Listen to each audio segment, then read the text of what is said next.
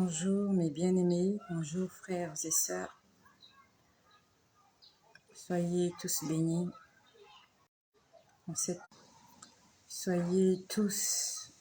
en cette belle journée du 28 octobre. Nous sommes à quelques jours du 1er novembre. Nous sommes à quelques jours d'Halloween. Et je viens t'exhorter. Le 1er novembre, reste chez toi et prie Dieu. Je sais que nous avons tous perdu des êtres chers et que nous aurions voulu faire un tour sur leur tombe pour nous commémorer tous les souvenirs que nous avons eus. Mais j'aimerais te déconseiller cela. Ne le fais pas s'il te plaît. Le 1er novembre, reste chez toi à la maison. Prends ta Bible, lis ta Bible. Prie le Seigneur, chante des louanges.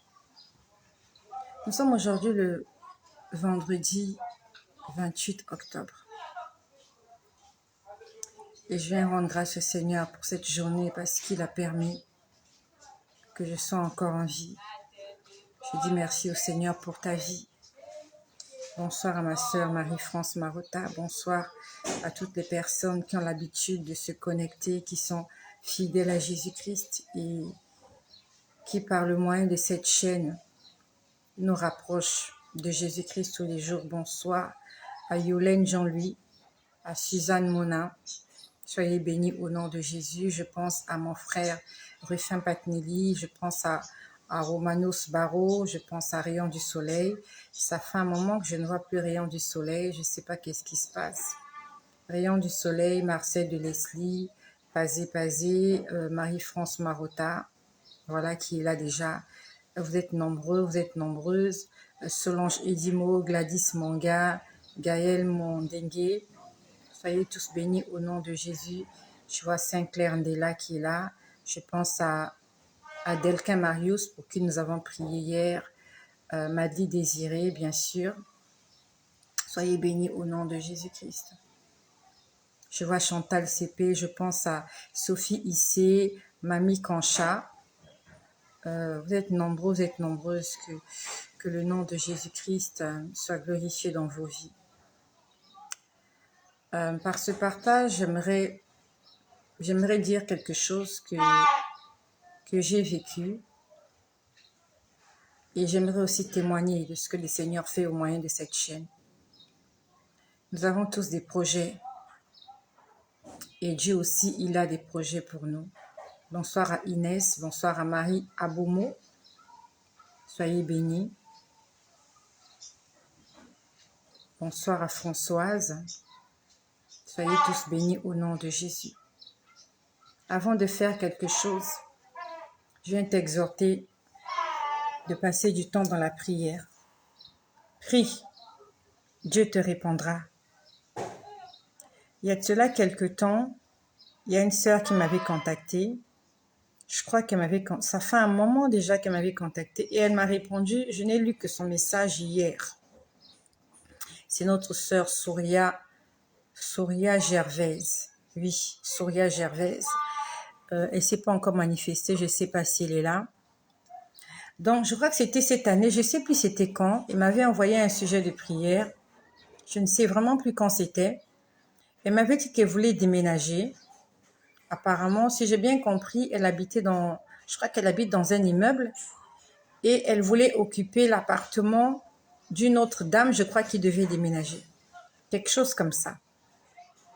Il m'avait demandé de prier pour savoir si elle pouvait occuper l'appartement de cette dame-là. Honnêtement, je reçois tellement de messages et tellement de sujets de prière. Je me rappelle qu'on en avait discuté, mais vraiment très brièvement. C'était superficiel. Donc, elle avait demandé que je prie pour elle afin de connaître la volonté de Dieu, savoir si le Seigneur lui permettait de déménager. Et je ne sais même plus la réponse que je lui avais donnée. Je ne me rappelle plus honnêtement. Ça fait tellement Ça fait un moment déjà. Et apparemment, je lui avais dit qu'elle était négative. Du moins, c'est ce qu'elle m'a dit. Je n'ai pas eu le temps d'aller consulter nos anciennes discussions, mais elle m'a dit que je lui avais donné une réponse négative. C'est ce qu'elle avait dit. Honnêtement, je ne me rappelle plus. Et hier, non, je crois que c'était avant-hier. Avant-hier, j'étais en train de lire les messages sur Messenger et j'ai dit à toutes les personnes qui m'ont écrit, je n'ai pas encore répondu. Je suis en train de répondre à vos messages petit à petit. Il y a beaucoup de messages. Il y a beaucoup de messages et vraiment, je fais des efforts. Je fais des efforts pour répondre à vos messages. Je suis en train de faire vraiment des efforts. C'est pas évident pour moi, c'est pas facile pour moi. Donc, je prends, quand le sujet est assez complexe, je ne réponds pas. Parce que j'ai pas envie de dire des choses qui vont me condamner. J'ai pas envie de donner des réponses charnelles. Lorsque ça nécessite une réponse, vu mon expérience, je réponds. Mais s'il s'agit d'une réponse qu'il faut consulter Dieu, je réponds pas à la personne. Je lui dis, je reviendrai vers toi. Donc voilà, raison pour laquelle les réponses sont assez longues. Mais je répondrai, je finirai par répondre à ton message, au message que tu m'as envoyé. Il y en a beaucoup, je suis en train de répondre à cela. Donc cette sœur-là m'a écrit pour me dire qu'elle venait confirmer le fait que le Seigneur lui avait demandé de ne pas déménager. Parce qu'apparemment, la maison qu'elle allait occuper, finalement, il y a eu, je crois, une tempête. Je crois qu'il y a eu une tempête, quelque chose comme ça, il y a eu l'inondation. Et la maison qu'elle convoitait pour aller occuper, cette maison-là a été victime de l'inondation. Donc cette maison a été inondée. Donc ça signifie que si elle avait déménagé, si elle était allée vivre dans cette maison, elle aurait perdu toutes ses affaires.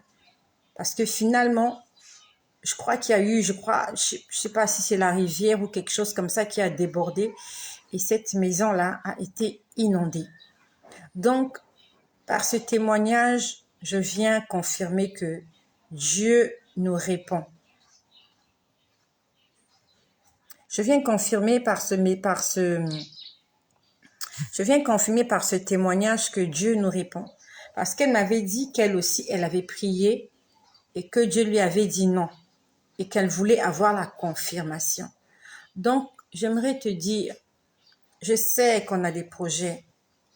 Tu as envie de bâtir cette structure-là, tu as envie de faire cette chose, tu as envie de monter ce commerce.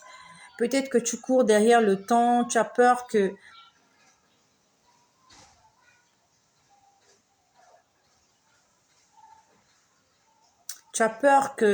quelqu'un prenne le devant, que quelqu'un récupère cette chose-là avant toi. Mais j'aimerais que nous puissions prendre du temps dans la prière. Et c'est quelque chose que j'ai appris à faire à mes dépens. Tant que le Seigneur ne m'a pas répondu, je ne m'engage pas. Je préfère que la situation puisse y traîner.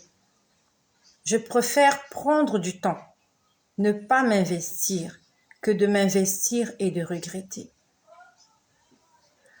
Il y a de cela quelque temps, le Seigneur m'a demandé de faire quelque chose.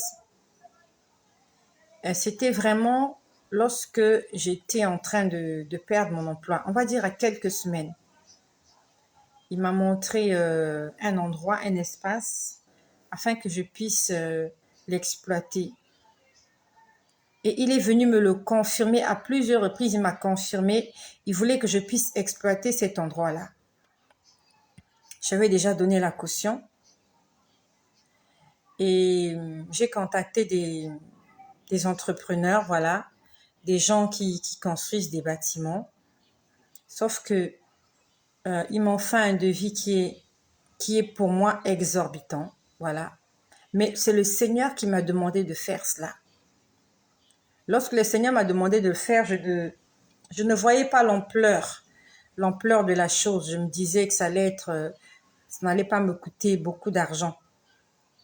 Mais lorsque j'ai reçu le devis, la proforma, qui a été revue plusieurs fois, des gens ont sujet pour des gens nuit blanche à ce sujet pour essayer de réduire au maximum les dépenses que je pouvais effectuer et in fine, la proforma qu'on m'a présentée ne correspond pas à mon budget.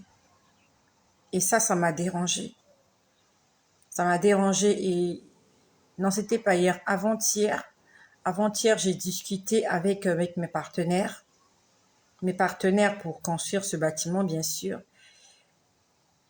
C'était pas possible de diminuer cette facture-là. Et je suis très embêtée parce que je n'ai pas toutes ces finances-là. Je ne les ai pas. Je suis vraiment embêtée. Mais d'autre part, c'est le Seigneur qui m'a demandé de le faire. Alors, depuis hier, j'étais en train de prier. J'ai beaucoup de sujets de prière. Et je n'ai pas voulu me concentrer sur un seul sujet. J'ai dit, Seigneur, je lui ai étalé tous les problèmes que j'ai autour de moi. J'ai dit, Seigneur, voici telle situation. Il y a ceci, il y a ceci. Réponds-moi comme tu veux me répondre. Par rapport à l'urgence, réponds-moi par rapport à l'urgence. J'ai commencé à prier hier. Le Seigneur m'a montré certaines choses. J'ai pas compris. Honnêtement, j'ai pas compris. Et tout à l'heure, ce matin, j'avais fini de faire ce que j'avais à faire. Nous étions, je crois qu'il était 10 heures. Je suis montée dans ma chambre pour prier. Et toujours avant de prier, je lis ma Bible. Je lis ma Bible dans le livre de Exode, au chapitre 27. L'autel des holocaustes.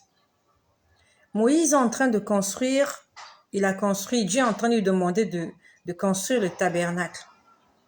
Et après, au chapitre 27, on parle de la construction. Comment est-ce qu'il devait monter l'autel des holocaustes? C'est un peu compliqué et j'en ai déjà parlé. Une fois, j'ai dit au Seigneur, pourquoi est-ce que c'était si compliqué la construction du tabernacle? Il fallait vraiment respecter les mesures, les couleurs, les centimètres. C'était quelque chose d'assez complexe. C'était comme l'arche de Noé. Et jusque-là, le Seigneur ne m'a pas répondu. Je lui ai posé la question de savoir pourquoi il fallait tant de précision, tant de détails. Il fallait au millimètre près respecter ce que Dieu avait dit. Pourquoi c'était compliqué? Et il ne m'a pas répondu. Et je suis en train de lire tout à l'heure, le Seigneur parle à Moïse, l'Éternel Dieu parle à Moïse et il lui demande, et il lui parle, il lui dit comment est-ce qu'il devait construire l'autel des holocaustes. Et ce qui m'interpelle, c'est le dernier verset. Donc j'ai commencé à lire à partir du verset 1 jusqu'au verset 8. Et le verset 8 dit, là c'est Dieu qui parle à Moïse, il dit, tu le feras avec des planches, il sera fait tel qu'il t'est montré sur la montagne. Donc, Dieu demande à Moïse de faire les choses telles qu'ils ont été montrées sur la montagne. Donc, Moïse était monté à la montagne. Il était allé rencontrer Dieu. Et Dieu lui a donné des instructions. Dieu lui a donné des recommandations. Et lorsqu'il descend, Dieu lui dit, tu le feras exactement comme cela t'a été montré sur la montagne.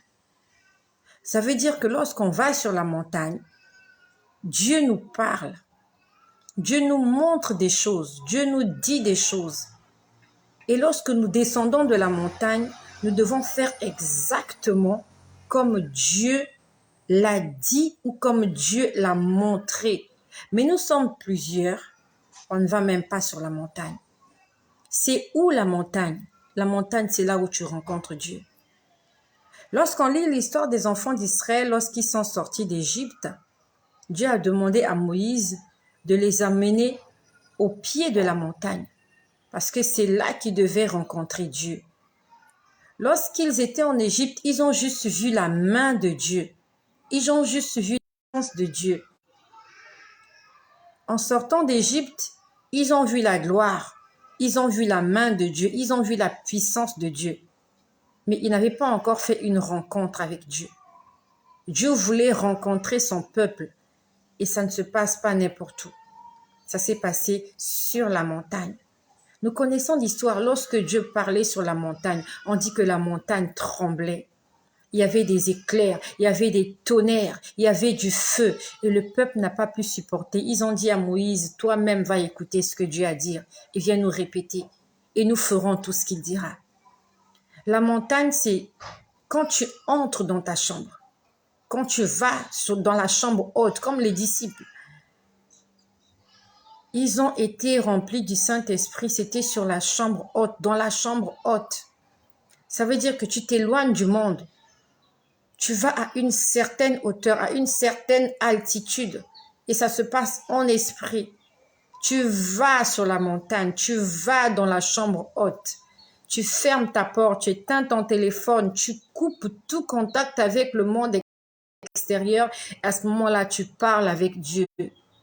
Et quand tu parles avec Dieu, il te transmet des informations. Et quand tu sors de cet endroit, tu dois faire exactement comme Dieu te l'a montré. Mais il y a plusieurs, là nous sommes nombreux. On ne va même pas à la montagne. On ne va pas à la chambre haute. On gère les choses là, au rez-de-chaussée. On rencontre des situations, on les traite comme on veut. Pendant que je parle, je me rappelle d'une sœur. Il y avait une sœur qui m'avait contactée. Et là, en fait, elle ne me contacte plus. J'ai même perdu ses coordonnées. Elle faisait beaucoup de songes. J'ai même oublié son nom. Tous les jours, elle m'envoyait au moins 20 à 30 lignes des songes qu'elle faisait. Elle faisait des songes tous les jours, sauf qu'elle n'avait pas l'explication de ces songes-là. Mais il y avait certains de ces songes qui étaient tellement clairs. Il fallait juste qu'elle reste tranquille, qu'elle demande au Seigneur, et les songes étaient clairs. Sauf qu'elle passait ses journées, même pas ses journées, ses matinées, tous les matins, lorsque j'allais sur WhatsApp. J'avais 20, 30 lignes à lire des songes qu'elle avait faits. Elle me dit, voici le songe que j'ai fait, il y avait ceci, il y avait ceci, il y avait ceci. Après, elle me dit, donne-moi l'explication. Je lui ai dit, ma sœur, tu as un don de vision endormi. Tu as un don de prophétie endormi. Je lui ai dit, je t'invite à un programme de 3 jours de prière afin que tu sois baptisé du Saint-Esprit et que le Saint-Esprit lui-même commence à t'enseigner et à t'expliquer ce qui te montre la nuit. Elle n'a jamais été branchée par ce programme de jeûne et prière. Elle voulait juste que je lui explique ses songes. Je lui ai dit avec beaucoup de respect que je ne pouvais pas le faire parce que j'avais premièrement d'abord mes problèmes. J'avais les problèmes de plusieurs personnes et que je ne pouvais pas me concentrer sur ces songes tous les jours. Je lui ai dit, mais Dieu te parle. Il faut juste que tu exploites ce don-là. J'ai dit, il faut que toi-même, tu cherches une intimité avec Dieu. J'ai dit, l'intimité que moi j'ai avec Dieu, c'est personnel. Le salut est personnel. Ta relation avec Dieu doit être personnelle. Ne fais pas comme les enfants d'Israël. Dieu voulait avoir une communion avec chacun d'entre eux, mais ils ont refusé parce qu'ils avaient peur. Ils avaient peur de la montagne qui tremblait. Ils avaient peur des tonnerres, ils avaient peur des éclairs. Et ils ont dit à Moïse, va écouter et viens nous dire. Et lorsque Moïse descend de la montagne, son visage est resplendissant de gloire. La Bible nous dit que son visage brillait comme le soleil, à telle enseigne que les enfants d'Israël ne pouvaient même plus le voir. Et il y a beaucoup de gens comme ça. Tu ne veux pas rencontrer Dieu, tu ne veux pas jeûner parce que tu aimes manger. Tu ne peux pas passer une journée sans manger, même pour ton salut, même pour ton bien. Et tu veux que les autres aillent à la montagne prient pour toi. Et quand ils vont descendre te raconter des bêtises, ils vont même pas descendre, d'autres ne monteront même pas la montagne.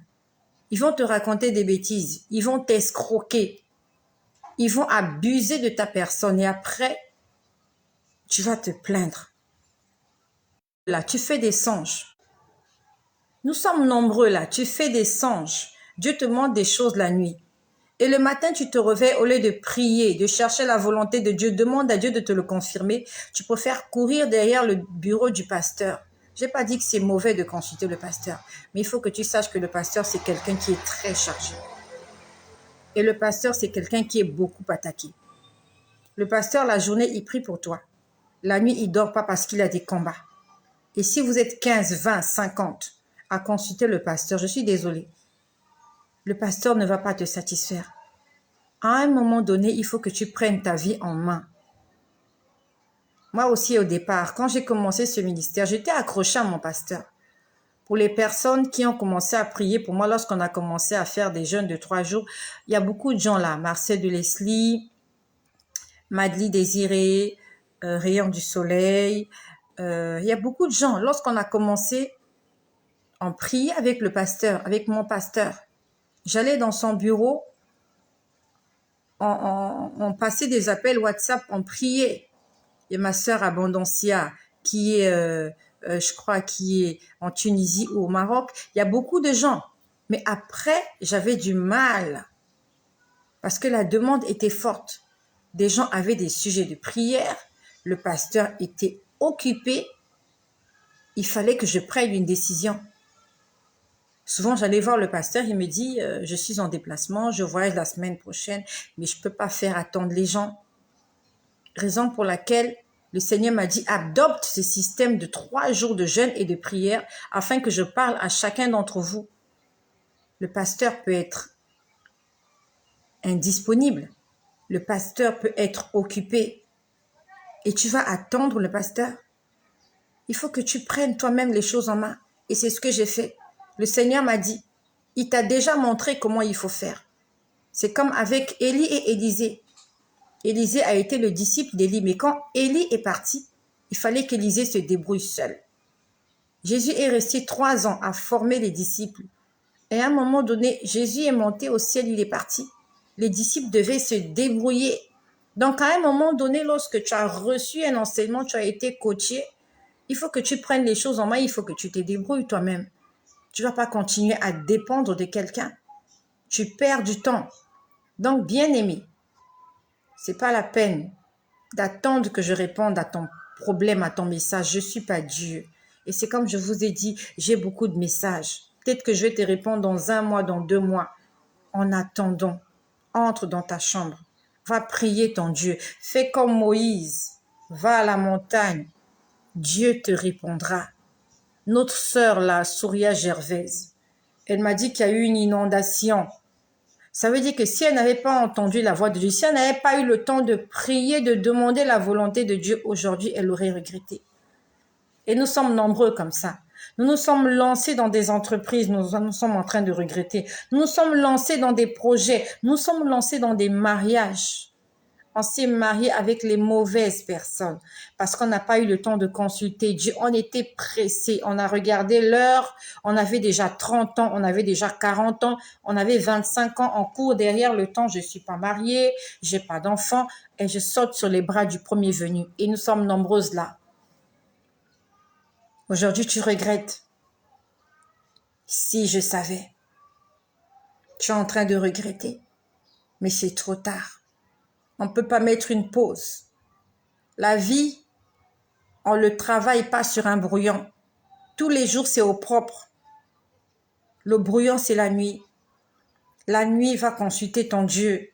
Demande au Seigneur, qu'est-ce que je fais? Cet homme-là me fait la cour, c'est lui ou c'est pas lui? Seigneur, j'ai vu cette femme-là et c'est elle ou c'est pas elle? Seigneur, que je fasse ou que je ne fasse pas? C'est pas la peine d'être pressé. Si c'est pour toi, Dieu va garder cette chose-là pour toi. Si cet homme-là est pour toi, personne ne le prendra.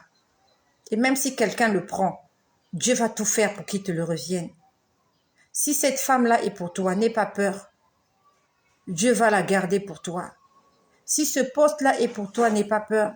Le problème, c'est la patience qui nous manque. Et nous sommes nombreuses là, on est en train de pleurer. Parce qu'on a regardé, on a vu ce qui frappe à l'œil. On a regardé les apparences. On a regardé le physique. On a entendu la voix. On a vu l'apparence, on a vu le physique, on a entendu la voix. On a fait attention à ce qui est physique. On est tombé amoureux de ce qu'on a vu. Mais on a oublié que, comme dit la Bible, en réalité, dans l'homme, c'est l'esprit. C'est pas l'apparence. C'est pas ce que tu vois. C'est ce que tu ne vois pas qui est important. Et c'est ce que tu ne vois pas que tu dois chercher à connaître et à voir. Et la seule personne, la personne par excellence, pour te révéler l'esprit de quelqu'un, c'est Dieu. Donc j'en ai fait un sujet de prière là tout à l'heure. J'ai dit, Seigneur, de la même façon que Moïse est monté à la montagne, je suis venu vers toi. J'ai prié ce matin. J'ai dit, Seigneur, ce projet que tu m'as demandé de monter, je l'avais sous-estimé. C'est un grand projet, il est exorbitant. J'ai dit au Seigneur, je ne pourrai pas faire face. Je ne pourrai pas faire face à cela.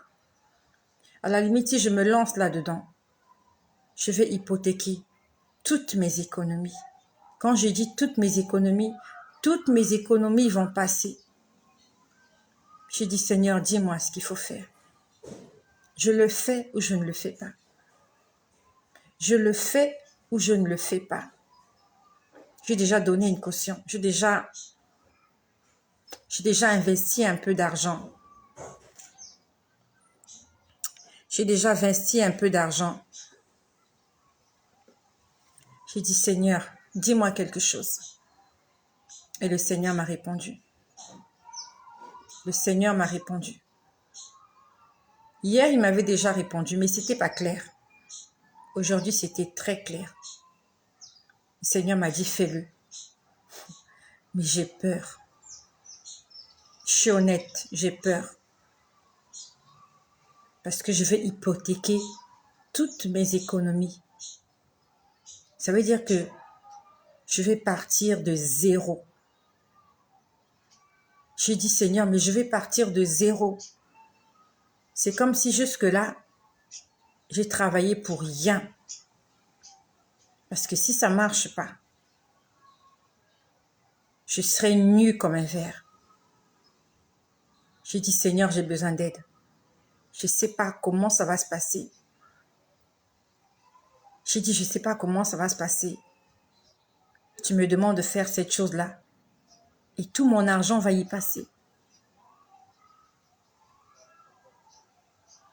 Je lui ai posé la question. J'ai dit, Seigneur, il faut que je donne combien? Parce que je ne peux pas tout donner. J'ai dit, réponds-moi. J'ai compris que tu veux que je m'investisse là-dedans. Mais je n'ai pas tout cet argent. J'ai dit, donne-moi un montant.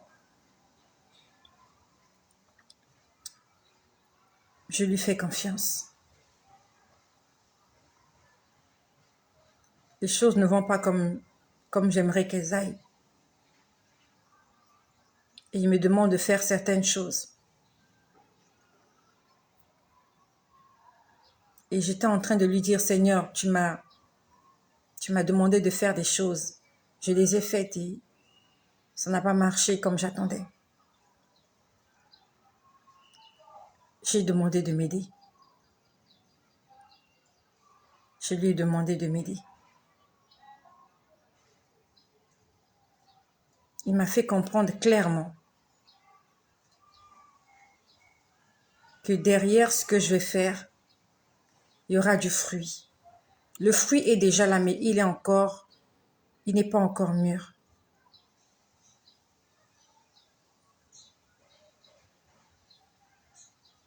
J'aimerais juste te demander de consulter Dieu avant de faire quoi que ce soit. Consulte Dieu, il va te répondre. Il me répond. Pourquoi il ne te répondrait pas? Il va te répondre sûrement. Tu as des projets. Demande à Dieu. Demandons à Dieu qu'est-ce qu'il en pense. On fonce ou on fonce pas. Et tout à l'heure, je lui ai dit, Seigneur, tu veux que je le fasse, mais j'ai pas. Je lui ai demandé, dis-moi combien je dois donner à ces gens-là. Donne-moi le montant. J'ai dit, Seigneur, donne-moi le montant que je dois leur donner.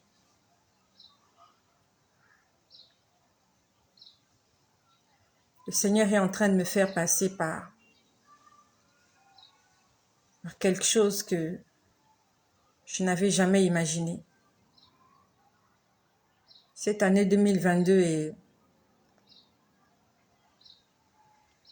est une année particulière. Il me fait passer par des choses.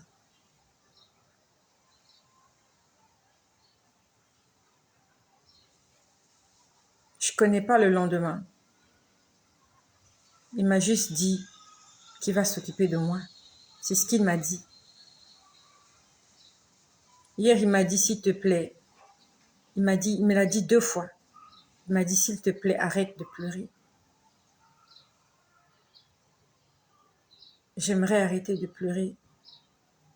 Ça, c'est sûr. C'est sûr, j'aimerais arrêter de pleurer.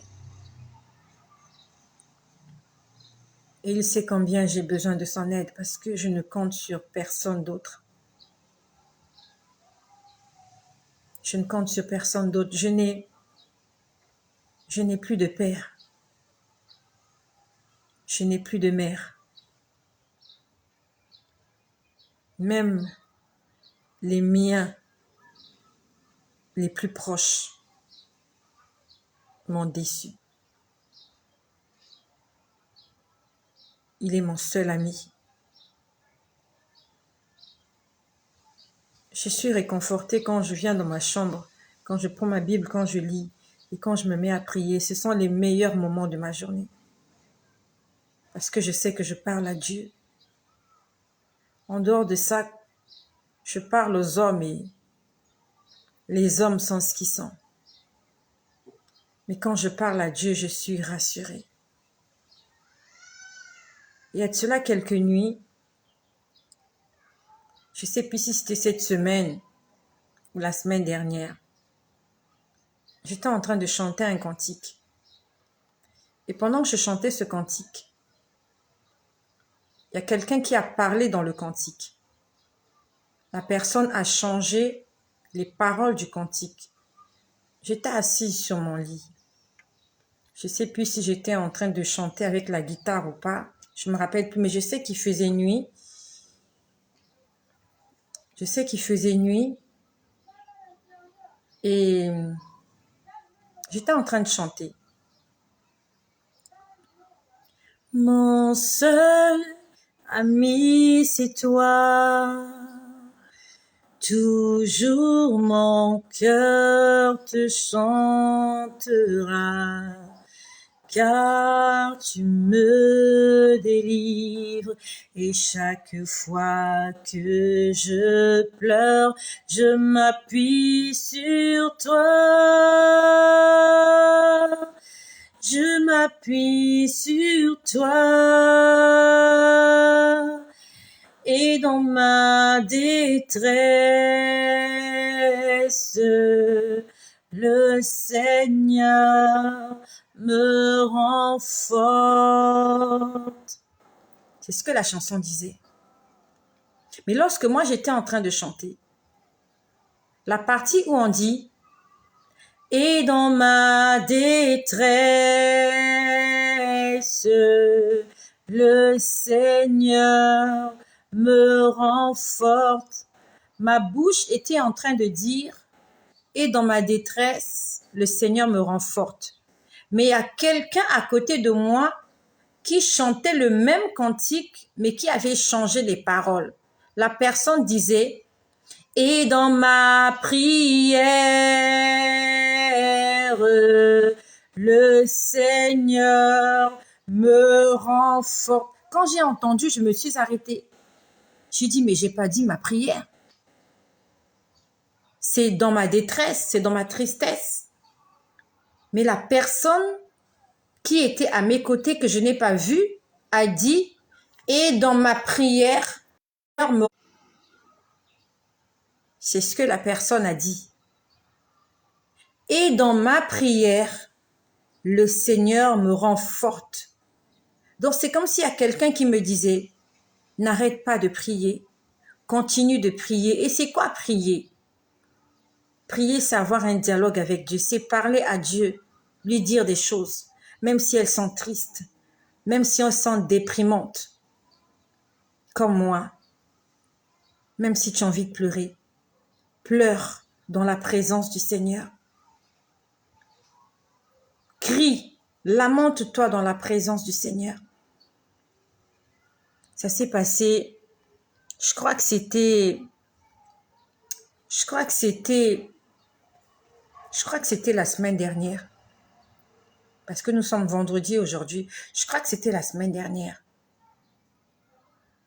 Mon seul ami, c'est toi. Toujours mon cœur te chantera, car tu me délivres. Et chaque fois que je pleure, je m'appuie sur toi. Je m'appuie sur toi. Et dans mes prières, le Seigneur me rend forte. Je n'ai plus que toi, Seigneur. Toujours mon cœur te chantera, car tu me délivres. Et chaque fois que je pleure, je m'appuie sur toi. Je m'appuie sur toi. Et par mes prières, le Seigneur me rend forte. Il me demande de continuer à prier. Je ne sais plus faire autre chose que ça. Je ne me réveille plus tous les matins pour aller travailler comme avant. Quand je me réveille, je suis à sa disposition. Je lis ma Bible, je chante, je prie et je lui fais confiance. Je ne sais pas qu'est-ce qui va m'arriver demain, mais je sais qu'il m'a dit que mes lendemains seront meilleurs. Il me l'a dit cette année. J'étais assise dans mon bureau. Il m'a dit tes lendemains seront meilleurs. Hier, il m'a dit s'il te plaît, arrête de pleurer. Si tu as fait du bien, tu seras récompensé. Si tu as fait du mal, tu seras jugé. Il y a de cela quelque temps, il m'a dit, je vais te surprendre. Mais jusque-là, je n'ai pas été vraiment surprise positivement. Il me demande de me lancer dans des choses qui sont plus grands que moi. C'est comme si je suis en face d'une montagne et il me demande de la déplacer. Je suis si petite devant cette montagne. Je suis minuscule. Je suis invisible. Et il me dit qu'il va m'aider à déplacer la montagne. Il est Dieu. Il est mon créateur.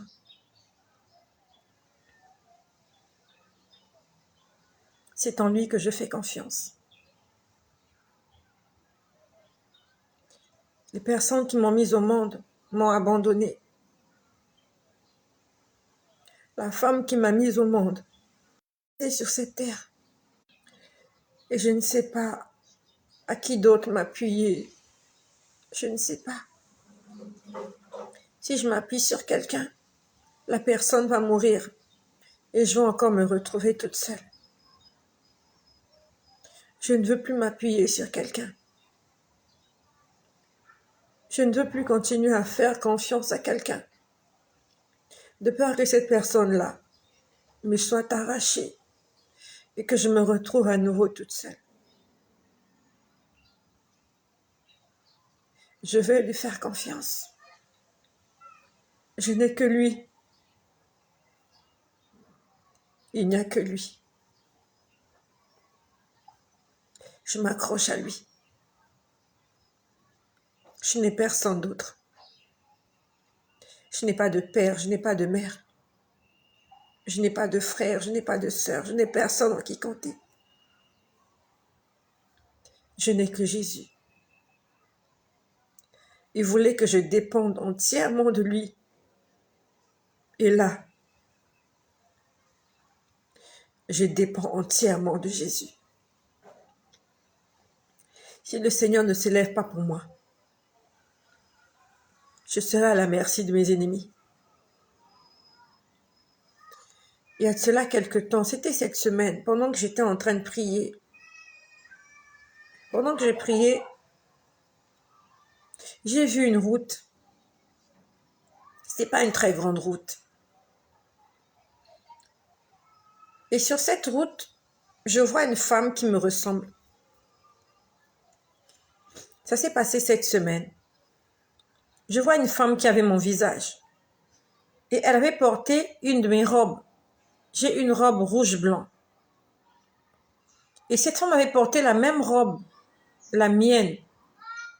Et quand j'ai vu, je me suis dit, mais c'est ma robe. Quand je lui dis ces choses, c'est en vision.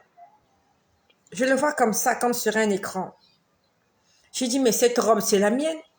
Quelle est cette femme qui a porté ma robe? Et quand je fais attention, cette femme, c'était moi.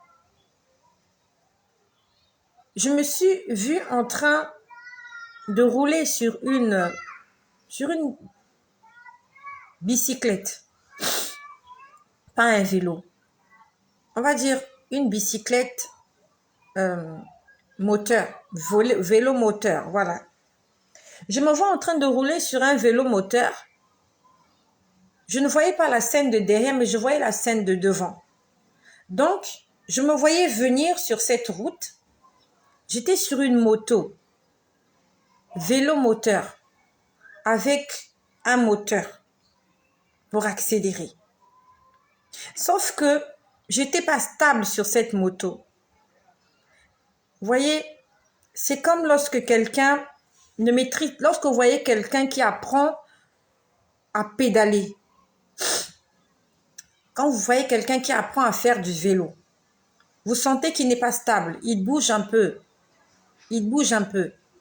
Donc, je me vois en train de venir sur cette moto et je sentais que j'étais pas stable, j'étais pas à l'aise. J'étais vraiment pas à l'aise sur cette moto. Et mon attention est capturée par quelqu'un. J'étais pas seule sur la moto. C'est moi qui étais au volant. J'avais le guidon. J'avais le guidon. Et pendant que je me pose la question de savoir, mais je tiendrai pas longtemps. Et apparemment, cette voie n'était pas vraiment bitumée. J'avais l'impression qu'il y avait des pierres sur cette voie. Elle était goudronnée, mais le goudron n'était pas lisse. Vous voyez, c'était pas lisse. Donc, j'avançais avec un peu de peine, mais j'avançais quand même. Et je vois quelqu'un derrière la femme qui me ressemble. Cette femme-là avait porté ma robe rouge-blanc. Elle était au guidon, devant le guidon. Derrière elle, il y avait un homme. Alors, comment il était cet homme? Je ne sais même pas comment le décrire. Je sais qu'il y avait un homme derrière cette femme qui me ressemble. Et cet homme-là tenait. Donc, cet homme-là était derrière la dame. Il avait passé sa main droite comme ça. En fait, il tenait la dame. Il tenait la dame. C'est comme s'il était comme une protection pour la dame. Parce que la dame venait en vélo. Et cette dame-là, c'était mon visage. Elle venait. Elle avait un peu peur. Et cet homme-là a passé sa main. J'ai vu sa main passer sur les selles de la dame qui me ressemblait. Il la tenait au niveau du bassin. Mais son autre main, l'autre main du monsieur, je ne sais pas là où il avait son autre main. Mais je sentais qu'il tenait la femme. Pas pour s'accrocher à elle, mais pour l'empêcher de tomber. Et quand je vois ça, j'ai commencé à réfléchir. Je me suis dit, mais cette femme-là va tomber. J'ai dit, cette femme-là va tomber. Et il y a comme une voix intérieure qui me dit, regarde, il y a quelqu'un derrière elle qui est en train de la soutenir pour qu'elle ne tombe pas. Donc, même si elle tombe, la personne qui est là derrière est là pour amortir son choc. J'ai juste dit merci au Seigneur pour le soutien. Je lui ai dit, Seigneur, merci. Mes enfants ne sont pas orphelins aujourd'hui. Il m'a permis de m'occuper des enfants. Il me permet de continuer à prier pour le salut des âmes. Même si les choses ne vont pas telles que j'aimerais qu'elles aillent. Mais je sais que mon passage sur cette terre n'est pas en vain. Même si les choses ne vont pas bien pour moi, par mes prières, le Seigneur veut faire du bien à certaines personnes. Tant que je suis en vie, je peux continuer à prier pour des gens. Je peux continuer à évangéliser. Je peux continuer à apporter un peu de joie, même si j'ai du mal à en avoir moi-même. Mais je sais que ces partages font du bien à beaucoup de personnes. J'aimerais te dire que je suis un être humain comme toi, avec des qualités, des faiblesses, avec des défauts. Il m'arrive aussi de pleurer. Il m'arrive d'être déprimée, d'être angoissée. Mais je m'appuie sur Jésus. Raison pour laquelle il ne faut pas t'appuyer sur moi. Parce que moi-même, je m'appuie sur quelqu'un. Je ne saurais pas trop t'aider. Je te dirais juste que moi aussi, je m'appuie sur lui. Et quand tu viens vers moi, si tu es déprimé, je te dirais que j'ai les mêmes problèmes que toi. Si tu es une mère, j'ai les mêmes problèmes que toi.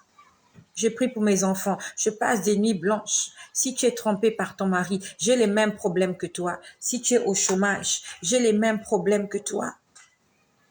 Mais il y a quelqu'un qui me tient par la main sur cette route rocailleuse.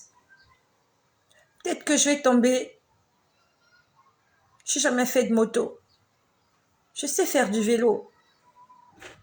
Mais quand tu fais du vélo dans un endroit rocailleux, pierreux, c'est pas évident.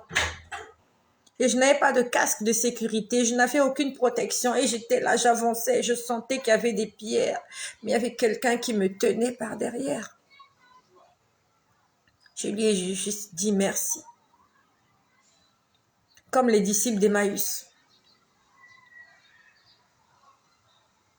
Je suis en train de me diriger peut-être vers la mauvaise direction. Mais le Seigneur est en train de me ramener à l'ordre. Il est en train de me parler. Peut-être que je ne reconnais pas sa voix. Mais je sais qu'il va me redonner la joie de vivre. Il va me redonner sûrement la joie de vivre. Et il va te la redonner aussi à toi. Cette envie de continuer à vivre. Comme disent certaines personnes, j'ai envie de croquer ta vie. J'ai envie de la croquer à pleines dents. J'ai envie de sortir, faire